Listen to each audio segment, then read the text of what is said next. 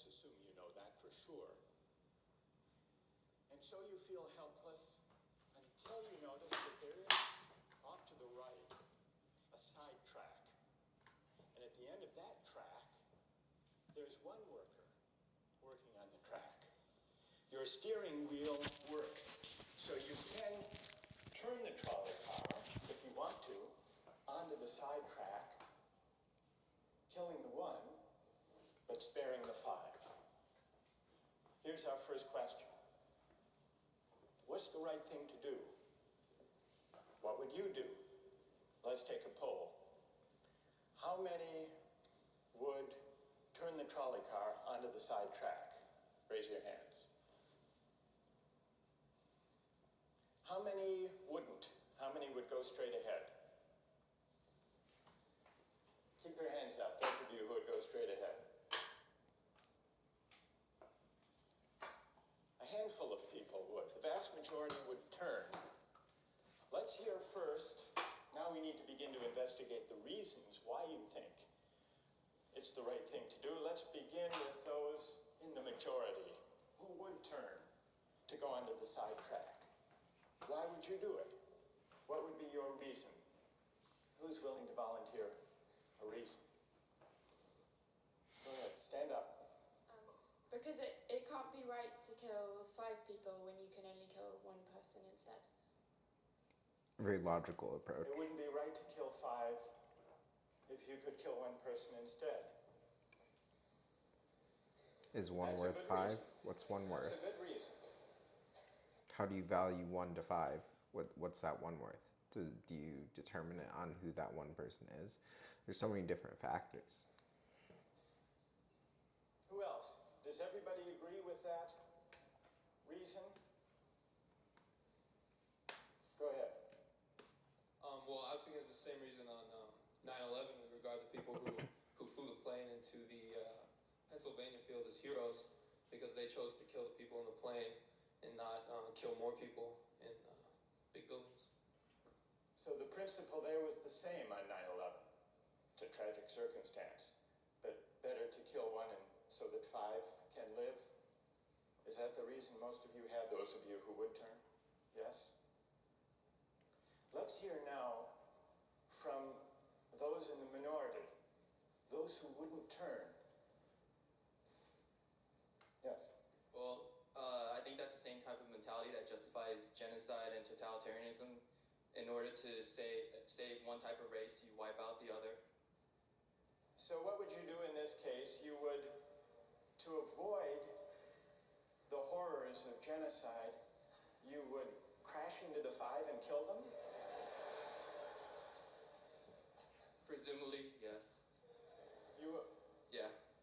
okay, who else? That's a brave answer. Thank you.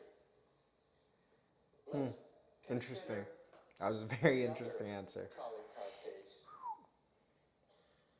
and see whether those of you in the majority want to adhere to the principle better that 1 should die so that 5 should live. This time you're not the driver of the trolley car, you're an onlooker. You're standing on a bridge overlooking a trolley car track. And down the track comes a trolley car. At the end of the track are 5 workers. The brakes don't work. The trolley car is about to careen into the 5 and kill them. And now, you're not the driver. You really feel helpless until you notice, standing next to you, leaning over the bridge, is a very fat man. And you could give him a shove. He would fall over the bridge, onto the track, right in the way of the trolley car. He would die, but he would spare the 5. Now, how many would push the fat man over the bridge? Raise your hand. How many wouldn't? Most people wouldn't. here's the obvious question. What became of the principle? Better to save 5 lives even if it means sacrificing one. What became of the principle that almost everyone endorsed in the first case? I need to hear from someone who was in the majority in both cases. How do you explain the difference between the two? Yes. The second one, I guess, involves an active choice of pushing the person down, which I guess that person himself would otherwise not have been involved in the situation at all. And so to choose on his behalf, I guess, to involve him in something that he otherwise would have escaped is, I guess, more than what you have in the first case, where the 3 parties, the driver and the 2 sets of workers, are already, I guess, in the situation. But the guy working, the one on the track off to the side, he didn't choose to sacrifice his life any more than the fat man did he? That's true, but he was on the tracks, and you... This guy was on the bridge. Go ahead, you can come back if you want. All right, it's a hard question. You did well. You did very well. It's a hard question. Who else can find a way of reconciling the reaction of the majority in these 2 cases? Yes. Well, I guess in the first case where you have the 1 worker and the 5, it's choice between those 2, and you have to make a certain choice, and people are going to die because of the trolley car, not necessarily because of your direct actions. The trolley car is a runaway thing, and you're making a split-second choice, whereas pushing the fat man over is an actual act of murder on your part. You have control over that, whereas you may not have control over the trolley car. So I think it's a slightly different situation. All right, who has a reply? No, that's good. Who has a way? Who wants to reply? Is that a way out of this? I don't think that's a very good reason, because you choose to, it's either way you have to choose who dies, because you either choose to turn and kill the person, which is an active conscious thought to turn, or you choose to push the fat man over, which is also an active conscious action. So either way you're making a choice. Do you want to reply? Well, I'm not really sure that that's the case. It just still seems kind of different, the act of actually pushing someone over onto the tracks and killing him. You are actually killing him yourself. You're pushing him with your own hands. You're pushing him, and that's different than steering something that is going to cause death into another. You know, it doesn't really sound right saying it now. No, it's good. But up here. It's good. What's your name? Andrew. Andrew, let me ask you this question, Andrew. Yes. Suppose. No, he's right. Like, one is like literal murder, and the other is accidental prevention. But still, no, it's like the same thing. These are tricky questions. Like, respect to these people for even standing up. Suppose standing on the bridge next to the fat man, I didn't have to push him. Suppose he were standing over a trap door that I could open by turning a steering wheel like that.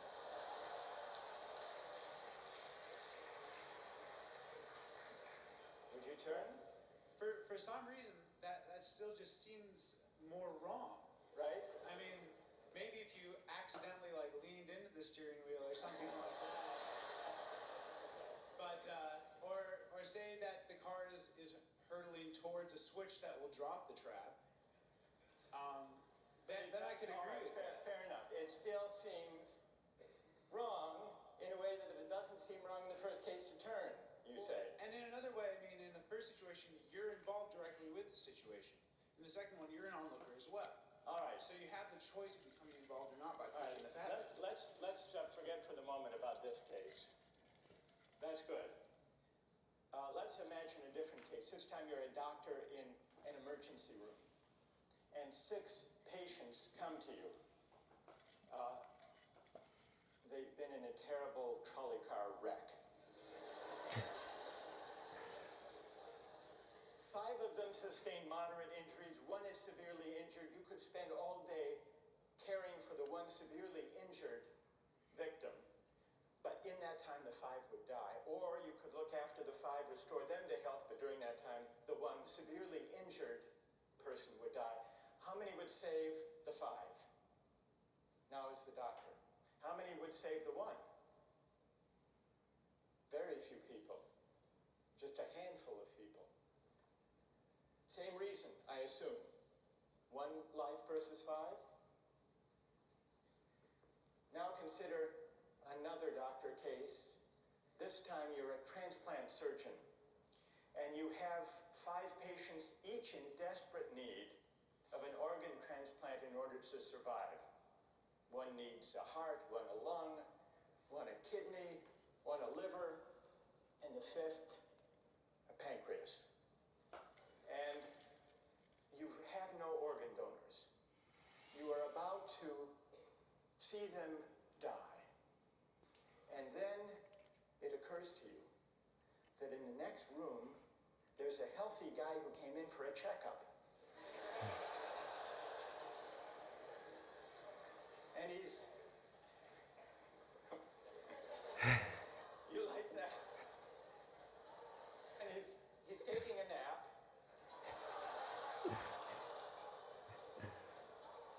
You could go in very quietly, yank out the 5 organs, that person would die. But you could save the Why was 5. she so interested? How many would do it? Anyone? How many? Put your hands up if you would do it.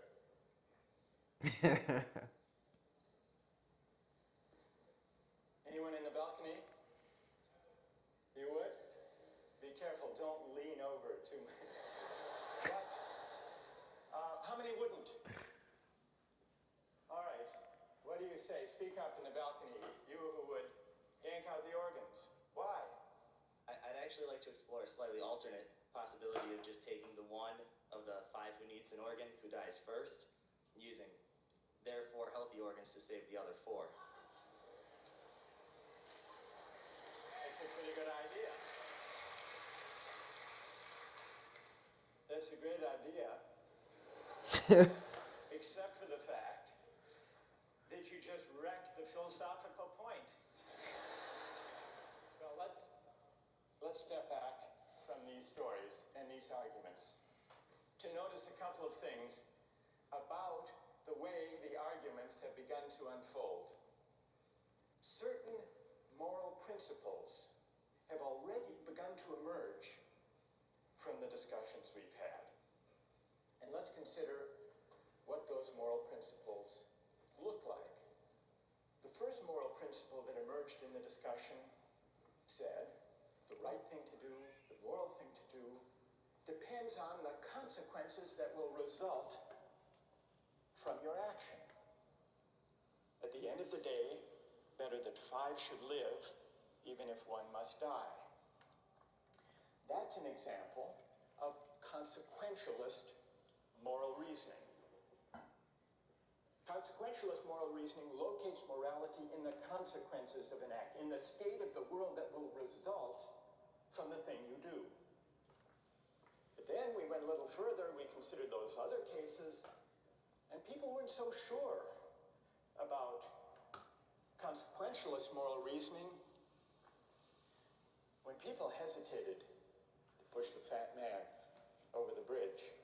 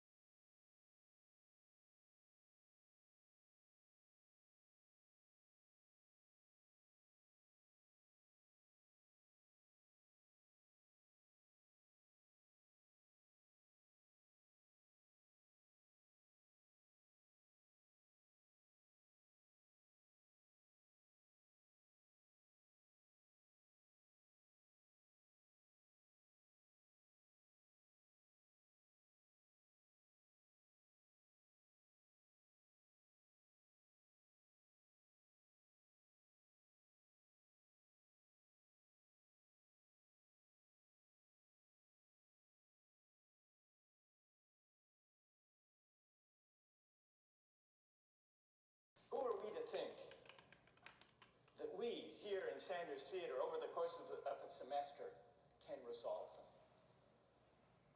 And so maybe it's just a matter of each person having his or her own principles and there's nothing more to be said about it. No way of reasoning.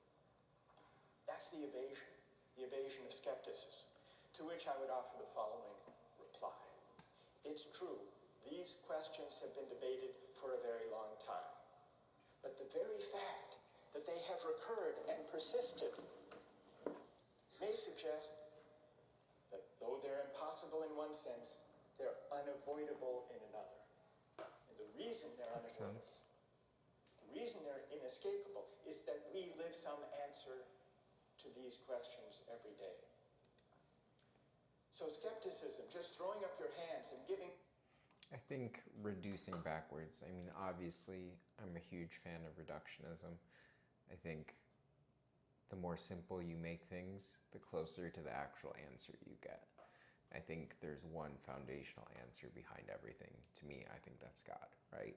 That's personally what I believe from my reductionist point of view. So Giving up on moral reflection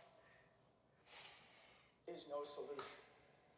Immanuel Kant described very well the problem with skepticism when he wrote, "Skepticism is a resting place for human reason, where it can reflect upon its dogmatic wanderings, but it is no dwelling place for permanent settlement. Simply to acquiesce in skepticism," Kant wrote, "can never suffice to overcome the restlessness of reason." I've tried to suggest through these stories and these arguments some sense of the risks and temptations, of the perils and the possibilities. I would simply conclude by saying that the aim of this course is to awaken the restlessness of reason and to see where it might lead. Thank you very much.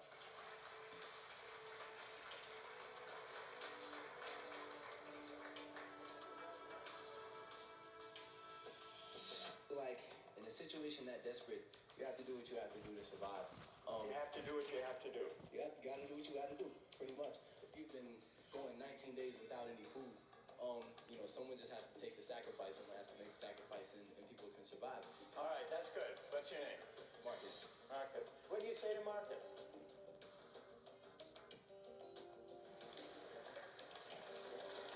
Last time, we started out last time with some stories, with some moral dilemmas about trolley cars and about doctors and healthy patients vulnerable to being victims of organ transplantation. We noticed two things about the arguments we had. One had to do with the way we were arguing. We began with our judgments in particular cases. We tried to articulate the reasons or the principles lying behind our judgments. And then, confronted with a new case, we found ourselves re-examining those principles, revising each in the light of the other. And we noticed the built-in pressure to try to bring into alignment our judgments about particular cases and the principles we would endorse on reflection.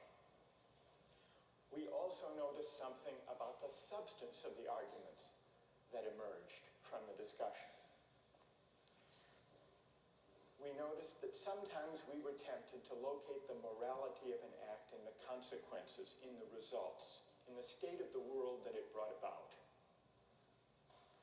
And we called this consequentialist moral reasoning.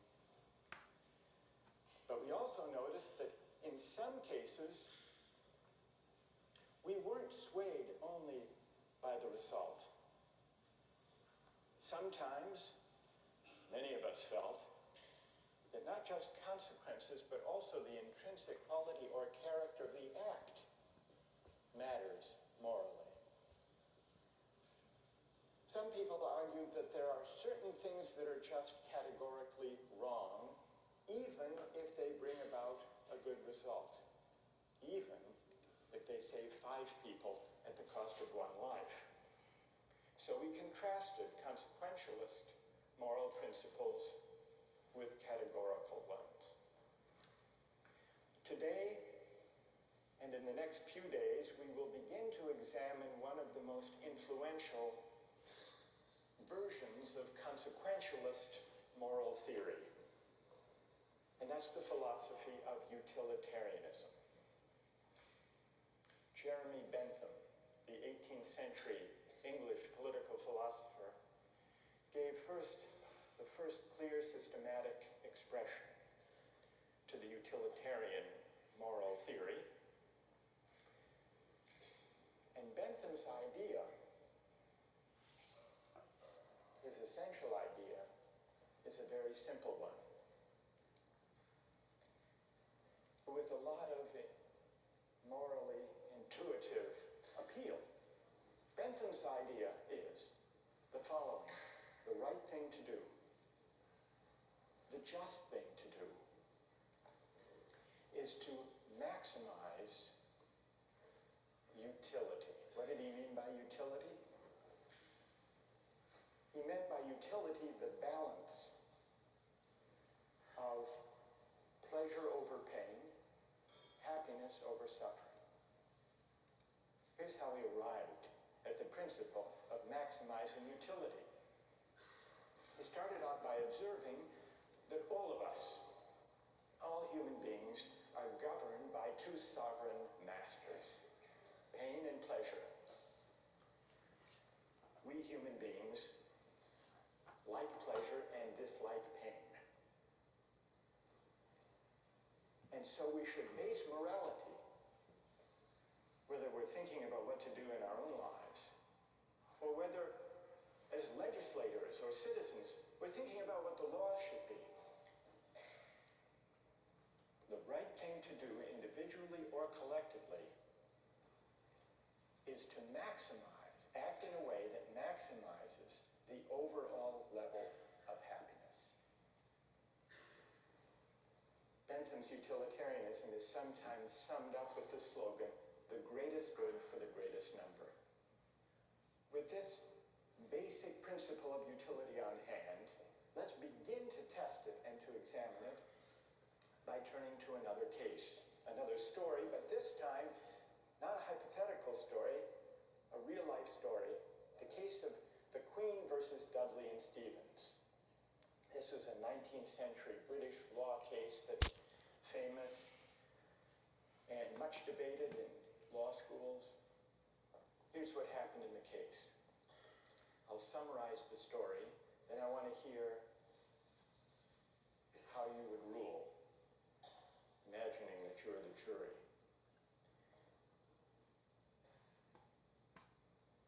A newspaper account of the time described the background. A sadder story of disaster at sea was never told than that of the survivors of the yacht Mignonette. The ship foundered in the South Atlantic, 1,300 miles from the Cape. There were 4 in the crew. Dudley was the captain. Stevens was the first mate. Brooks was a sailor. All men of excellent character, or so the newspaper account tells us. The 4th crew member was the cabin boy, Richard Parker, 17 years old. He was an orphan. He had no family. And he was on his first long voyage at sea. He went, the news account tells us, rather against the advice of his friends. He went in the hopefulness of youthful ambition, thinking the journey would make a man of him. Sadly, it was not to be. The facts of the case were not in dispute. A wave hit the ship, and the Mignonette went down. The 4 crew members escaped to a lifeboat. The only food they had were 2 cans of preserved turnips, no fresh water. For the first 3 days, they ate nothing. On the 4th day, they opened one of the cans of turnips and ate it. The next day, they caught a turtle. Together with the other can of turnips, the turtle enabled them to subsist for the next few days. And then for 8 days, they had nothing. No food, no water. Imagine yourself in a situation like that. What would you do? Here's what they did. By now, the cabin boy, Parker, is lying at the bottom of the lifeboat in the corner because he had drunk seawater against the advice of the others, and he had become ill, and he appeared to be dying.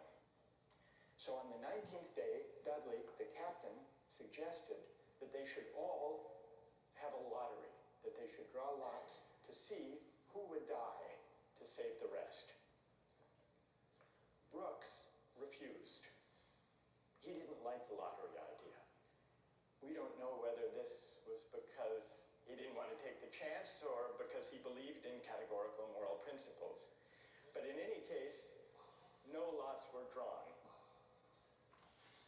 The next day, there was still no ship in sight. Cowardice so or Dudley told morality? Brooks to avert his gaze, and he motioned to Stevens that the boy Parker had better be killed. Dudley offered a prayer. He told the boy his time had come, and he killed him with a penknife, stabbing him in the jugular vein.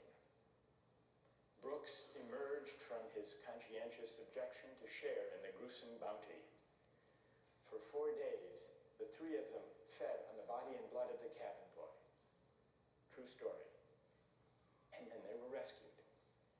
Dudley describes their rescue in his diary with staggering euphemism, quote, "On the 24th day, as we were having our breakfast, a ship appeared at last. That's brutal. The three survivors were picked up by a German ship. They were taken back to Falmouth in England, where they were arrested and tried. Brooks turned state's witness. Dudley and Stevens went to trial. They didn't dispute the facts. They claimed they had acted out of necessity. That was their defense. They argued, in effect, better that one should die, so that three could survive. The prosecutor wasn't swayed by that argument. He said murder is murder, and so the case went to trial. Now imagine you are the jury, and just to simplify the discussion, put aside the question of law, and let's assume that you as the jury are charged with deciding whether what they did was morally permissible or not. How many would vote not guilty, that what they did was morally permissible?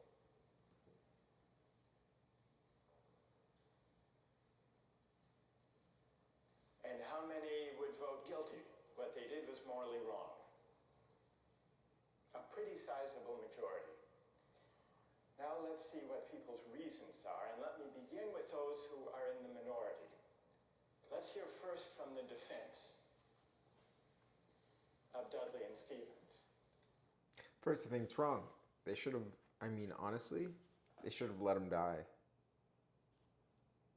Should have let him die. Realistically. And also, did he take part in this? Or was he just told, hey, by the way, it's your time? Very different situations. Why would you morally exonerate? What are your reasons? Yes? I think it is morally reprehensible, but I think that there's a distinction between what's morally reprehensible and what makes someone legally accountable. In other words, as the judge said, what's always moral isn't necessarily against the law. And while I don't think that necessity justifies theft or murder or any illegal act, at some point your degree of necessity does in fact exonerate you from any guilt. Okay, good. Other defenders, other voices for the defense. Moral justifications for what they did. Yes? Thank you. I just feel like in a situation that desperate, you have to do what you have to do to survive. You have to do what you have to do. You gotta do what you gotta do, pretty much. If you've been going 19 days without any food, someone just has to take the sacrifice, someone has to make the sacrifice, and people can survive. And furthermore, from that, let's say they survive and then they become productive members of society who go home and start like 1 million charity organizations and this and that and this and that. They benefit everybody in the end. Yeah. So, I don't know what they did afterwards. They might have gone and kill more people, whatever, but. What? What if they went home and they turned out to be assassins? If they went going home and turned out to be true too. That's fair. That's fair. Okay? I don't want to know what they assassinate. All right, that's good. What's your name? Marcus. Marcus. All right. We've heard a defense. A couple of voices for the defense. Now we need to hear from the prosecution. Most people think what they did was wrong. Why? Yes. One of the first things that I was thinking was, oh, if they haven't been eating for a really long time, maybe they're mentally like affected, and so then that could be used as a defense, a possible argument that they weren't in the proper state of mind, they weren't making decisions they might otherwise be making, and if that's an appealing argument that you have to be in an altered mindset to do something like that, it suggests that people who find that argument convincing do think that they were acting But immorally. I want to know what you think. Yeah, she's shifting out of it. She's saying people. To convict, right? Yeah, I don't think that they acted in a morally appropriate way. And why not? What do you say? Here's Marcus. He just defended them. He said, you heard what he said. Yes. That Yes. that you got to do what you got to do in a case like that. Yeah. What do you say to Marcus?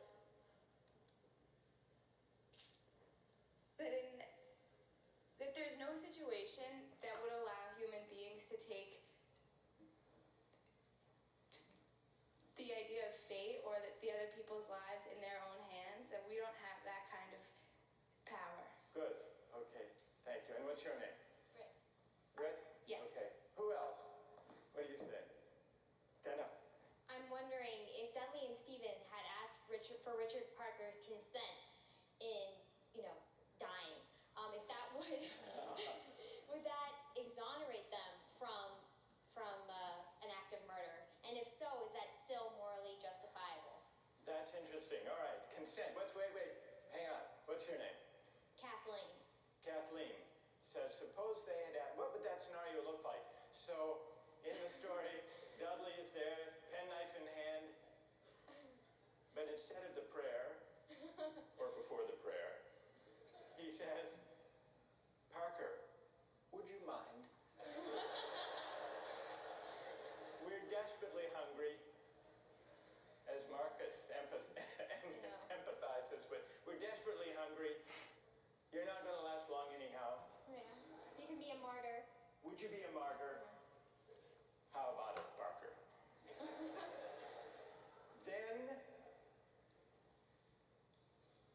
Then what do you think? Would it be morally justified then? So I then don't think suppose Parker, in his semi-stupor, says, okay.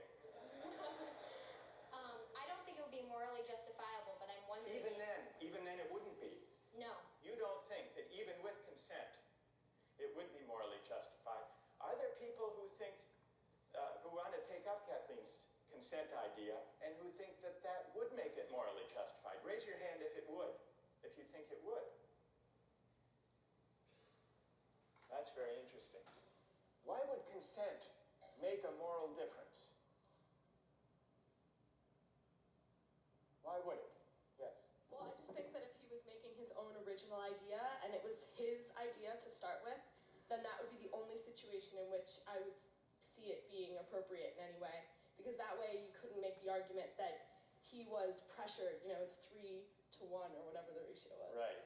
And I think that if he was making a decision to give his life, then he took on the agency to sacrifice himself, which some people might see as admirable, and other people might disagree with that decision. So if he came up with the idea, that's the only kind of consent we could have confidence in morally, then it would be okay. Otherwise, it would be kind of coerced consent under the circumstances, you think. Is there anyone who thinks that even the consent of Parker would not justify their killing him? Who thinks that? Yes. Tell us why. Stand up. I think that Parker would be killed with the hope that the other crew members would be rescued. So there's no definite reason that he should be killed because you don't know when they're going to get rescued. So if you kill him, it's killing him in vain. Do you keep killing a crew member until you're rescued and then you're left with no one? Because someone's going to die eventually. Well, the moral logic of the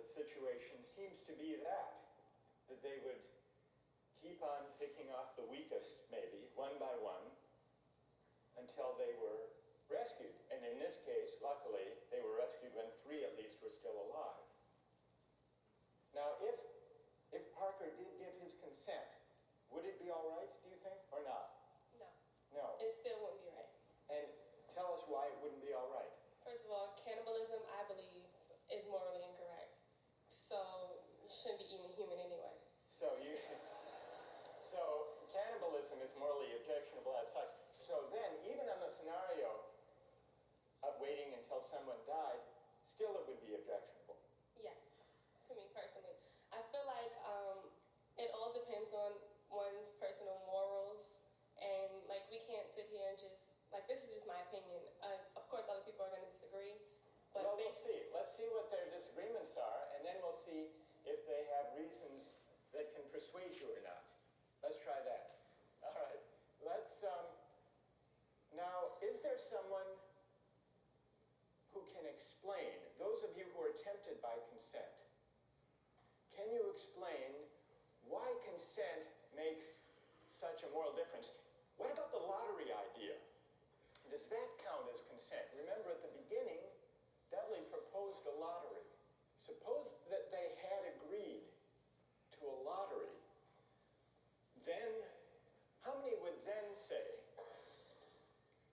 it was all right? Suppose there were a lottery, Cabin Boy lost, and the rest of the story unfolded. Then how many people would say it was morally permissible?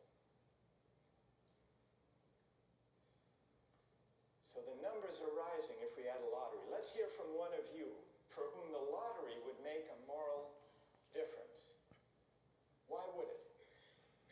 I think the essential element in my mind that makes it a crime is the idea that they decided at some point that their lives were more important than his, and that, I mean, that's kind of the basis for really any crime, right? It's like my needs, my desires are more important than yours, and mine take precedent. And if they had done a lottery where everyone consented that someone should die, and it's sort of like they're all sacrificing themselves to save the rest. Then it would be all right. A little grotesque, but morally permissible? Yes. And what's your name? Matt. So, Matt, for you, what bothers you is not the cannibalism, but the lack of due process. I guess you could say that. Right? And can someone who agrees with Matt say a little bit more about why a lottery would make it, in your view, morally permissible? Go ahead. The way I understood it originally was that was the whole issue, is that the cabin boy was never consulted about whether or not something was going to happen to him, even with the original lottery, whether or not he would be a part of that. It was just decided that he was the one that was going to die. Right, that's what happened in the actual case. Right. But if there were a lottery and they'd all agreed to the procedure, you think that would be okay? Right, because then everyone knows that there's going to be a death. Whereas, the cabin boy didn't know that this discussion was even happening. There was no, forewarning for him to know that, hey, I may be the one that's dying. All right, now suppose everyone agrees to the lottery, they have the lottery, the cabin boy loses, and he changes his mind. You've already decided. It's like a verbal contract. You can't go back on that. You've decided, the decision was made. If you know that you're dying for the reason for others to live, you would, if someone else had died, that you would consume them. So that's right. Well, girl's trying to snack. But I lost. I just think that's the whole moral issue, is that there was no consulting of the cabin boy, and that's what makes it the most horrible, is that he had no idea what was even going on. That had he known what was going on, it would be a bit more understandable. All right, good. Now I want to hear, so there are some who think it's morally permissible, but only about 20%. Led by Marcus. I don't know. What do you think? Make sure you leave in the comments whether you think it would be morally permissible or not.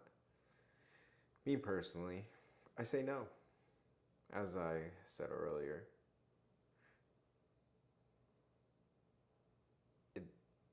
if he had died natural causes and then they chose to consume, I mean, it's nasty. It's still nasty work for sure, right? However, at least yet then, it's more of a consumption fact. It's understandable, gross, very grotesque, very nasty, but understandable. It's the whole murder aspect, right? That's where it's entirely wrong, and that's where, I mean, it has to be held accountable. I mean, unfortunately, they came back and they did tell a story of how they survived, which I guess you got to. I'm sure they're a mess, right? So, can't really hide it, but it's brutal. I voted no, not morally permissible. And I think understandable, right? You can understand where they got to and how they got there. Permissible, no. Can't be permissible, unfortunately. So, that was a rough one, but that was a cool one. Yeah, so that was day one at Harvard. Thanks for joining me. Hope you enjoyed it. I enjoyed it. Great talk, great combo.